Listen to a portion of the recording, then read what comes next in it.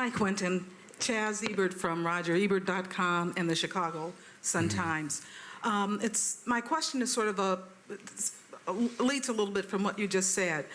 Aside from the loss of celluloid and that dreamlike state that it gives, which I agree with you on, where do you see like the content and other themes of film moving forward in the future, and what do you think about the state of filmmaking now?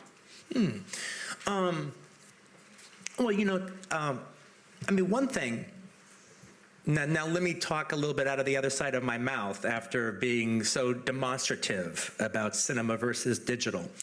The good side of digital is the fact that a filmmaker, a young filmmaker, can have a chance, can actually now just buy a cell phone.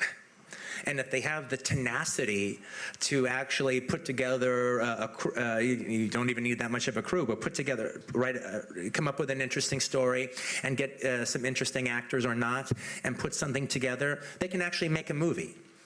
And then that film can go on the film festival circuit, and they can be legit. They can be real. Back in my day, you at least needed 16 millimeter to do something like that, which was a Mount Everest most of us couldn't climb. And so in a more democratic artistic society, we're going to have to put up with a whole lot of junk, all right? But there are maybe some flowers in the dustbin that will appear that might not have ever had the tenacity to get a film made if things were like in the old days.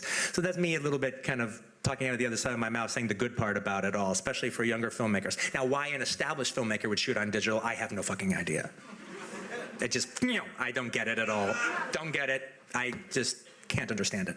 Having said that, I actually just did a thing the other day. I periodically put the state of film under a microscope and just review it. And I did an email chain with a group of friends recently where I asked them who they felt the 10 most exciting filmmakers working currently today were. And I wrote my list, and then and then other people started writing their lists, and we'd go back and forth discussing it. And however, they'd write things, and I'd keep going back to the word exciting. that was an important part of the delineage of the 10. Exciting. And in the course of coming back to that word exciting, it made me start thinking about what does that mean, exciting? And ultimately, I think what that means is you feel that their best work is still in front of them. That's what makes a filmmaker exciting. That's what makes you anticipate the new movie coming out, because the new movie could be their best one. It could be, from this point on, they will that will be the new barometer in which they're judged. Now, we can be wrong. Their best movie could be behind them, but we don't know that, and we don't feel that. So where there still is an excitement towards their work, as opposed to an older filmmaker who's terrific, and you still want to see their movies, but you're not expecting it to be as great as their best movie. And that level of excitement, the same thing with any musical artist. There's their time, and you're plugged into them in their time, and you can still see you can still enjoy and enjoy their work when they're past their time. But there's nothing like their time when it's really exciting.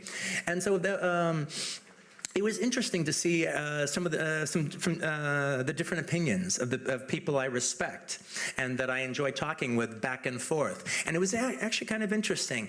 Only 2 filmmakers were on everybody's list. And the 2 filmmakers that were on everybody's list was David Fincher and Rick Linklater. They were on everybody's list. Fincher and Linklater? Yeah, Richard Linklater. Richard Linklater and David Fincher. They were the ones that were on every single person's list. Everyone else, this one had this one, that one had that one, this one had this reason for that, and that one had this reason for this. To me, the fact that Pedro Almodovar would not be on everybody's list is a mystery to me, but it wasn't. But it was on my list, for sure. But it was interesting to see who were the 2 that crossed over all lines. Intriguing. On that note, I'm afraid our time is up. Quentin, thank you very much for being here. Oh, wow, thank you.